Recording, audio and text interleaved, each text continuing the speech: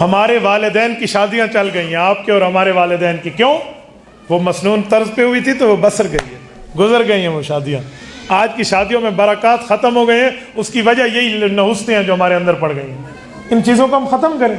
اور پھر نکاح میں تاخیر کرتے ہیں. وہ بچی کی عمر 30 سال ہو گئی ہے، 35 ہو گئی ہے، بچے کی عمر 40 ہو گئی، ہاں جی اب شادی کی عمر ہے.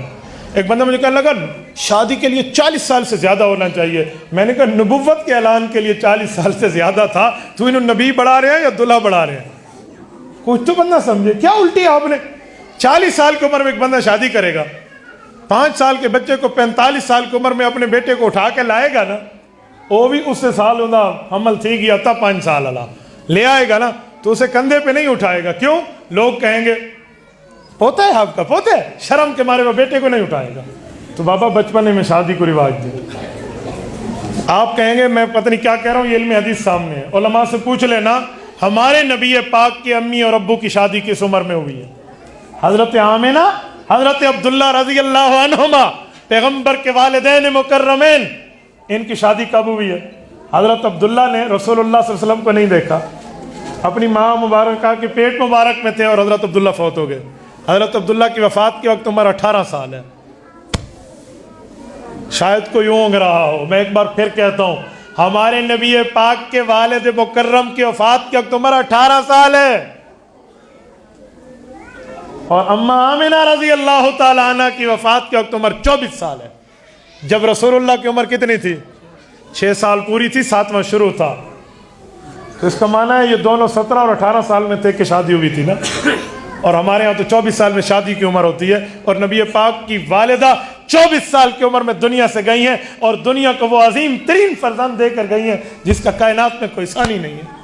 اللہ، آپ اب آ جائیں، میں کئی سفروں میں گیا ہوں، آپ ٹھہرے ذرا وہاں اور آپ کو سمجھ آئے حضرت رسول اللہ صلی اللہ علیہ وسلم کی والدہ کی قبر پہ انوارات ہیں کیا، مراقبے کے اثرات ہیں کیا وہاں.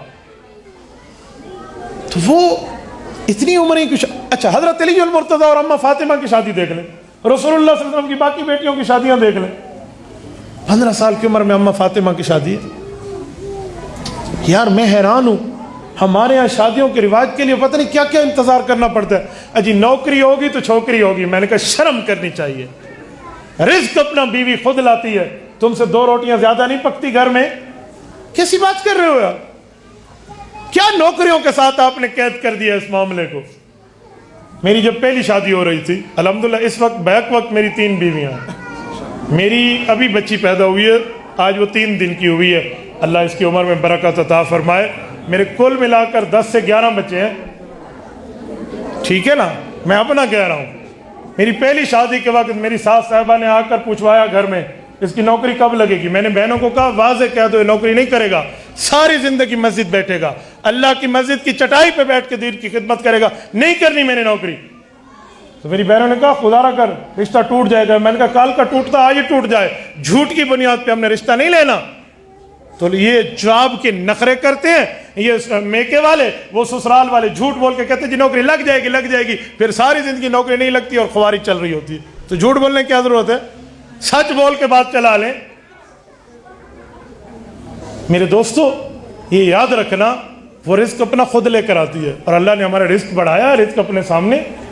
اور پھر بچی کی پیدائش پر ڈبل رزق بڑھتا ہے، یہ ذہن میں رکھنا. بچی کی پیدائش پہ لوگ چھوٹے چھوٹے منہ کر لیتے ہیں.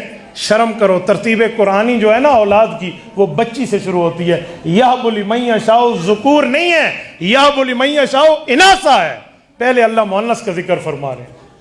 تبارك الذي نزل الفرقان على عبده ليكون للعالمين نذيرا.